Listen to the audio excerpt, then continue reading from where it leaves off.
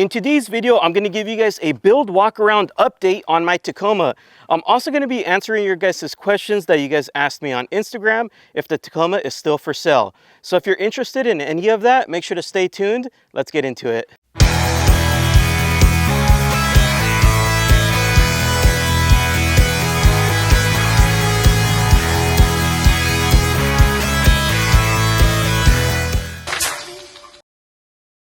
Alright guys, so to start off, this is my 2020 Toyota Tacoma TRD off-road 4x4.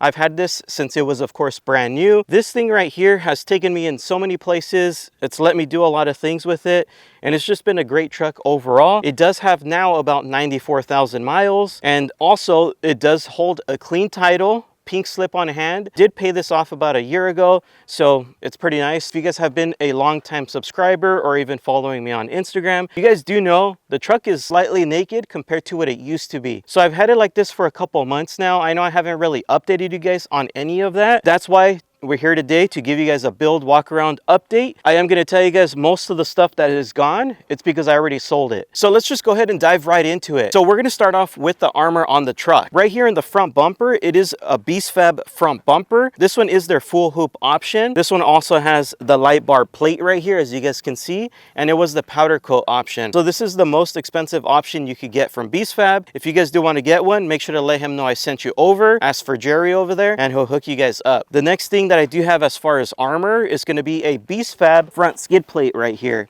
Underneath the truck, I also have CBI off-road skid. So I have the one that goes right behind the front skid, which I believe is underneath the transmission and the whole transfer case and all that area.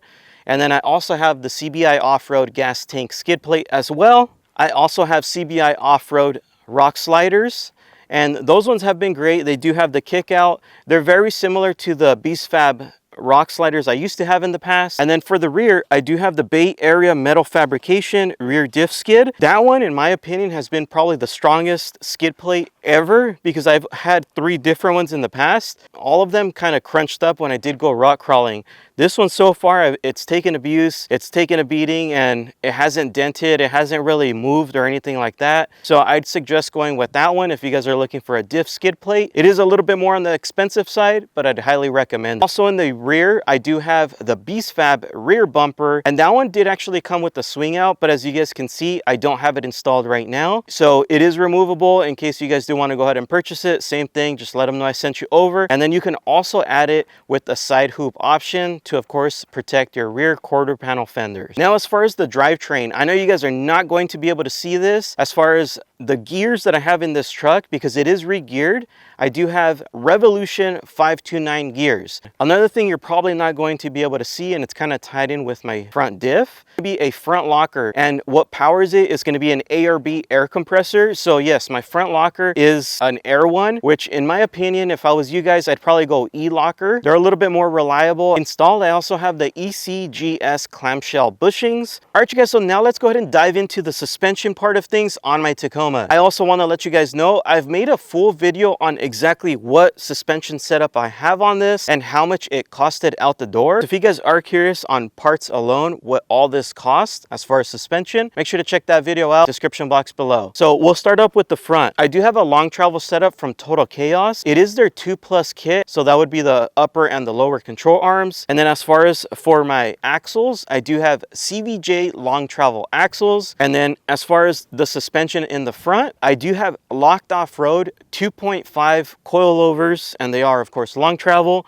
and they do come with the remote reservoirs and adjusters on them. I think this is the longest suspension I've had on this truck overall, including my last Tacoma that I used to have, and I have to say this is probably my favorite suspension. And then I also have locked off-road 2.5 bypasses in the front as well. So if you see my suspension setup in the front, it looks pretty crazy. I also have the Total Chaos dual hoop mounts, and that's just so that way I could run, of course, the bypasses. And then I also have the Total Chaos spindle gussets on my spindles just to reinforce them. I know there's other brands that make full-on spindles. I just didn't have the money for that, so we had to go this route. Those run about 60 bucks. Another thing that I did get to tie in the whole suspension is the front coil bucket reinforcements. They're basically just brackets that kind of go around the whole coil bucket, so that way if you ever do jump the truck or go really fast off-road, since it is long travel, it just kind of reinforces everything in that area so nothing bends or breaks or snaps. That's also a good investment if you guys are thinking about going long travel. And then as far as up front for like the whole alignment, I did end up getting the Marlin Crawler reinforcement kit. I can't remember exactly what comes with that kit. I just remember that's also like a good add-on option you guys can get. I do have Duro bump stops. This is for the front and the rear. For the rear, I do have locked off-road 14s, and these are the triple bypasses, so they're a little bit more crazy looking than the regular shock body. These ones do feel really nice off-road, and the only downside I see from them is they don't have regular hand adjusters like the fronts do. The way the rears work is there's little nuts on them that you have to play with, and I don't know how to mess with that. I didn't want to mess up the shocks, so just letting you guys know, with these triple bypasses, you do want to take it to someone who knows how to mess with shocks, so that way you don't mess them up and you get the most out of them as well. Another thing that I do have back here to make that work is going to be the Archive Garage shock relocation kit. And what that does is just allow me to run anything bigger than a 12-inch shock. Like I said, these are 14s. Another thing that I do have back here is going to be the Archive Garage heavy duty leaf pack. And I only went heavy duty because if you guys do remember, and you've been a long time subscriber, I used to run a camper back here and I used to go camping a lot. So I had a lot of weight in the back. Now that I don't have that, I'm honestly kind of contemplating switching the heavy duty leaf pack for maybe an Archive either light duty or medium duty leaf pack, but that's for another day.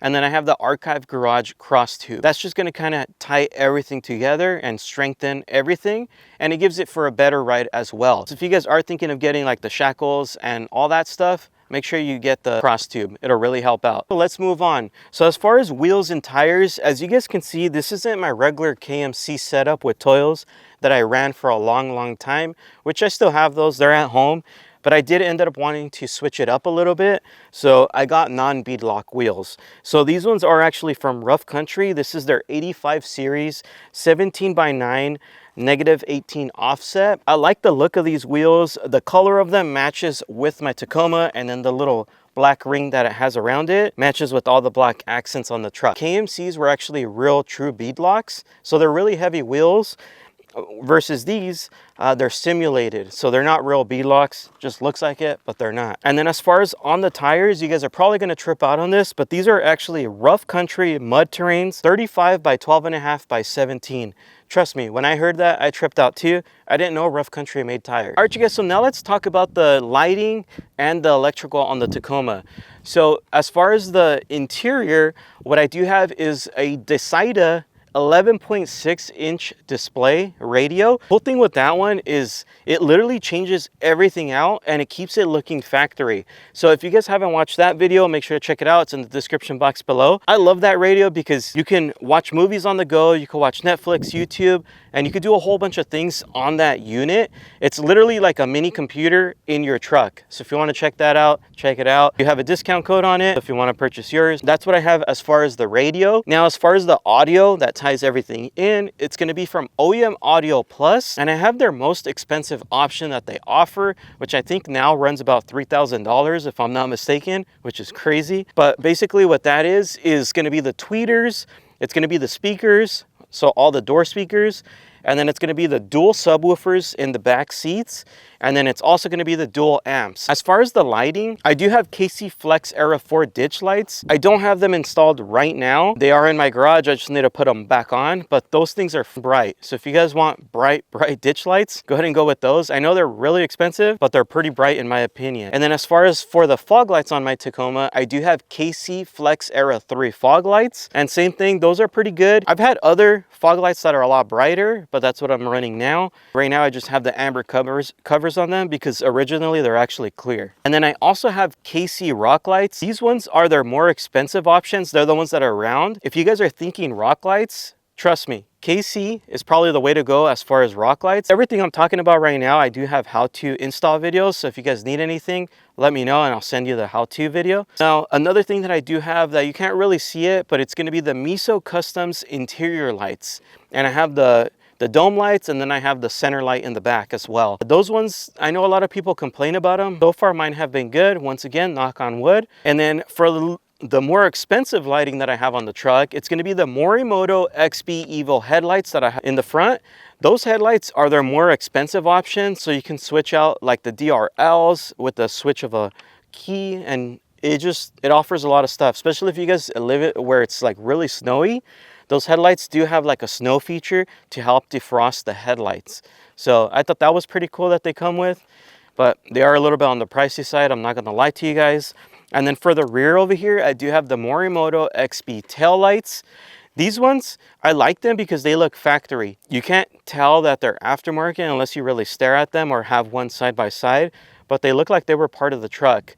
My previous taillights that I had, they were from Tacoma Beast, the Infinity lights. Trust me, I love those, don't get me wrong, but you could tell they were aftermarket versus these ones, they look factory. Another thing that I added, which I think I could have got it from the dealer, but it was cheaper for me buying it outside and installing it myself, is in the bed over here. I do have OEM bed lights from Toyota to light up the bed whenever I do need to work back here or need some light back here. I also have the Tacoma Lifestyles third brake light. That one is cool because it's blacked out, and then it has, when you turn on the lights on the bed, it has like a white strip around it, and then at night when you have them on, it turns red, and then when you hit the brakes, it's like a bright red. So that's pretty cool. I'm not gonna lie to you guys, that is crazy tedious to install. Same thing, I have a video if you guys need it, but that third brake light, man, if anyone's ever installed a third brake light, you guys know. As far as what powers everything up, I do have an aux-beam 8-gang switch panel. I got the 8-gang just so that way I have extra holes if I ever want to add more lights. Something you're also not going to see on the truck is I do have the Aspire Auto Accessories Bright box, and the option that I got is the one where you hit the high beams and it keeps the high beams, low beams, and the fog lights all on. So say you guys are in a deserted area, that just helps with light output. Because if you guys don't have that bright box, you could go check it out on your Tacoma if you don't believe me. Go ahead and hit your high beams and you're gonna see not all of them will stay on when you hit the high beams. So check that out and you'll see what I'm talking about. Another thing that I do have right here in the rear is I do have a DAB Custom Grills TRD license plate frame. It just goes around the license plate, and at night it lights up red and it says TRD. And in the front, I do have a DAB Customs RGB grill and it says JRTACO. Same thing at night. I can choose to light it up or not. It's an RGB. So inside the truck, I have a Guild Outfitters 110 outlet modification. And what that does is now I can bring a 110 plug. So say like a charger from home or my laptop or anything like that. And I can literally charge inside the truck. I know the bed has an outlet back here, but if you guys are traveling and you guys are inside the car and you forgot your car charger, but you have for some reason your home charger, you can just plug it right in inside. No need to run an extension cord to run inside or whatever. So it's cool. Now I have an outlet here and an outlet inside. Another thing that I do have inside is going to be a Midland 275 MXT. That thing is pretty cool. Same thing, it's pretty old. I've had it for a while and it still works really good. I like it because I can communicate, of course, when I'm off-road with my buddies. We can all talk to each other in the truck. Back here on the tailgate is I do have the Running for Tacos locking tailgate mod. So basically what that does is, if you guys know on your Tacoma, it never locks with your actual key. You have to physically take out the blade key, lock the trunk, and then your tailgate is locked. So what the Running for Tacos mod does is it's like a little motor that you connect to it, and then it makes your tailgate power lock. So you can go ahead and now lock it with your key. You'll never forget to lock the tailgate if you guys are locking your doors. Now let's just talk about the miscellaneous parts that I haven't talked about yet that I have installed on the Tacoma. So we're gonna start off up front right here. Something new that I just recently installed and just posted the video on it if you want to check it out. It's going to be this Sabon carbon fiber hood. And as you guys can see, it does look like it'd be factory, but it's carbon fiber. There is two options that you guys can get with this Sabon carbon hood. Is they do have a little bit more openings here. I don't like that option because it looks fake. This right here, it keeps it looking like a factory Tacoma. It's just a carbon fiber hood. I also went ahead and got it PPF'd, paint protection film. So if you guys do ever get anything that's carbon fiber on your Tacoma that's outside, I'd highly suggest getting it PPF'd. It'll last a long, long time. Inside, I have a carbon fiber steering wheel, and that one is pretty cool because it kind of matches, like, you know, the hood and the whole aesthetic of the truck, the black. And cool thing with that carbon fiber steering wheel is it looks literally factory. Another thing that I have installed is going to be an ARB diff breather. Another thing that I do have installed is going to be a Running for Tacos exhaust. The reason I went that route is because I've ran an MBRP, I've ran an off-brand one, and I've ran, I can't remember the other brand, but I've ran several ones. This is the only one that I actually liked, why I've kept it so long, because it's not that loud and it has like a nice rumble to it compared to the other ones. When you'd like step on it, it kind of would sound like a ricer. So I didn't want to sound like a Honda Civic coming down the road at 1 o'clock in the morning. Of course, on high RPMs, anything you put on a V6 engine, it's not going to sound 100% good, but this is just the best option that I found that sounds the best. Something you're not going to be able to see is I also have a MBB tune, which is modded by Phil. He tuned my truck. I do have the 91 octane tune. The truck does run a lot smoother with that. If you guys do hit him up, make sure to let him know I sent you over so he hooks you guys up. The thing you're not going to be able to see, but it's inside, is going to be the screen protector kit. I've made a bunch of videos on that, so I don't really have to touch on that anymore if you're a long-time subscriber. But really quick, it's basically a screen protector for all your internals, like your radio, instrument cluster, all that. And I've had that for years. So far, it's still good. And I know without that, it would have been all scratched up. I can guarantee you that. Another thing that I have installed is going to be a TRD Pro shift knob. I like the look of it, so I swapped out my factory ugly one. It was already kind of chipping, and I put one of those. It looks really good. Another thing that I have is going to be a Rough Country flip up bed cover, and this is the trifold, so it flips up all the way, so you have access to the whole bed. Talking about Rough Country, I also have their floor mats. Those are the all-weather floor mats. And then for protecting my seats, because if you guys do remember, I used to have Corborough seats on my Tacoma. I actually sold them, and now I just have leather seat covers all the way around. And I like them. They've been good. Even when I had my Corborough seats, I had already installed the rear leather seat covers. So the rear ones have been on a little bit longer than the fronts. I also have a DRT cab mount relocation, and what that does is it just pushes back the cab mount a little bit more, so that way my big tires aren't rubbing on it. Something that I don't have installed, but it's sitting in the garage and I have to do it, is going to be a Rough Country under the seat compressor. It's nice. It's a dual air compressor. One of these days I'll do it. I also have C4 fender liners because of course I did cut my fenders here and it's exposed. So I ended up getting the C4 fender liners. Same thing, just haven't had time to install them. One of these days I'll do it. I also have the Decida front and rear cameras that I have to install. Same thing, that's at home, just have to make some time. And then right here up front, as far as the bumper caps, these are from Running for Tacos. So this isn't my actual factory bumper. These are actually bumper caps from Running for Tacos, believe it or not. The color match is almost identical. Already comes pre-cut. Another cool mod that I have on the truck that people kind of sleep on is the Snell Armor tailgate insert. That's of course on the tailgate, and it's really cool if you guys are like at tailgating parties or overall if you guys are camping, anything like that. It just gives you a flat surface to go ahead and put your drinks, your food, anything like that. Or if you're working at home and you have your tools, you can set them down as a table. Back there is I do have the Little BS bed stiffeners. I got those a long time ago from my previous Tacoma, just transferred them over. But basically what that does is it just helps.